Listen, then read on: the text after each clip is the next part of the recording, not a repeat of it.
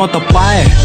មានឈ្មោះអាសម្រែដើរលេងបង្ករឿងធ្វើបាត់តែចិត្តម៉ែព្រោះតែខ្ញុំចិត្តសឿងកើតនៅលើដីស្រែលីជាមួយនឹងសង្គមខូខើឡើងដោះស្លែខ្ញុំតូចចិត្តជាមួយនឹងព្រំលិខិតចាមកត្រឡប់ត្រឡិនក្បាលប្រែទៅជាក្តិតធ្វើឲ្យខ្ញុំវងវែងនៅមិនស្ងប់មិនអស់ចិត្តហេតុអ្វីខ្ញុំកើតមកបកគង់តែទៅភពងងឹតម៉ែចាំមកផ្ទះកូនម៉ែចាំខ្ញុំនេះអឡៃលវលពួកម៉ាក់3 4 5នាំគ្នាបង្ហុយផ្សែងដើម្បីឲ្យមានកម្លាំងរាល់យប់ទល់ភ្លឺរហូតដល់ម៉ោង5ចាំមិនភ្លេច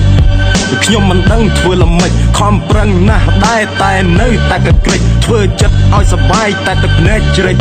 កែខ្លួនបានសម្រេចគេមិនជឿគេថាល្បិចអ្នកខ្លះគេសើចគេថាខ្ញុំអាយុខើចវាមិនដែលម៉ែអ្នកណាខ្លាំងដល់មកលឹងឡើយគេថាខ្ញុំប៉ិនបោកខ្ញុំប៉ិនចាក់បដោយអ្នកមិនស្គាល់ជីវិតខ្ញុំមិនយល់អារម្មណ៍ខ្ញុំឡើយតែវាជារឿងធម្មតាសង្គមឆ្កែនឹងឆ្មាកាត់មកមានគ្រោះថ្នាក់យកមករៀបបានចាខ្ញុំក៏មិនចង់ដែរតែបិសាចអូក្បាលធ្វើឲ្យខ្ញុំឆ្លុះវង្វេងនឹងភពងងឹតតណ្ហាឋានរੂខ្ញុំមើលឃើញស្អាតណាស់ធ្វើឲ្យខ្ញុំមានអារម្មណ៍ចង់យកដៃទៅប៉ះកោដុតមិនចង់ស៊ីតែលិមួកចង់ច្រាស់នៅក្មេងមិនដឹងខ្យល់មិនព្រមស្ដាប់ចាស់ឲ្យវាស្រឡះអានឹងហើយក្បាលរឹងឥឡូវនេះដឹងប្រឹងមិនក៏ឈប់ឈួតអញ្ចឹងមិនខ្លាំងទៀតទៅដើម្បីឲ្យគេបានដឹងមិនអស់លក្ខហើយអីហាអាក្បាលលឹងខ្ញុំឈួតអញ្ចឹងខ្ញុំជេរខ្លួនឯងគេមើលពីចម្ងាយគេថាខ្ញុំសំដែងតែក្នុងចិត្តខ្ញុំគេមើលមិនឃើញជាក់ស្ដែងបើមិនទាន់ស្គាល់ច្បាស់មិននិយាយមិនខ្លាចក្រែងជ្រេញចោះ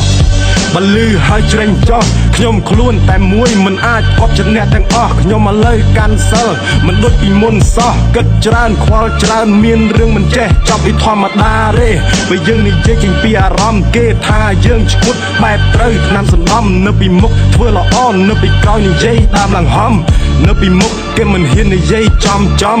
ខ្លាចអីខ្ញុំនេះពិសាចអីកុំឲ្យតែជ្រុលជ្រោះបែបវែកពីសំដីខ្លាចទប់អារម្មណ៍មិនបានខ្ញុំនឹងត្រឡប់ទៅរកភាពដើមវិញមិនខានត្រូវតែចេះគិតកុំឲ្យដូចពីមុនខ្ញុំមិនចង់ស្ដាយក្រោយដោយសារម៉ែឈឺធ្ងន់រាល់ថ្ងៃដើម្បីកូនគ្មានអ្វីក្រៅពីបន់ស្រន់តន់ហន់កុំឲ្យមានទុកជាទម្ងន់អ្នកចង់គិតអ្វីក៏បានថាខ្ញុំឈួតក៏បានមើលខ្លួនឲ្យតែល្អកុំឲ្យខូចប្រានល្មមចេះគិតប្រយ័ត្នរលួយខួរក្បាលកំបិតចិត្តដងឯងជាក់ជាមិនខានកែខ្លួន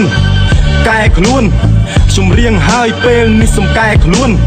សរសេរពាក្យឈឺចាប់ជាមួយនឹងពាក្យជួនបើមិនចង់ស្ដាប់ខ្ញុំក៏មិនចាប់អ្នកអង្រួន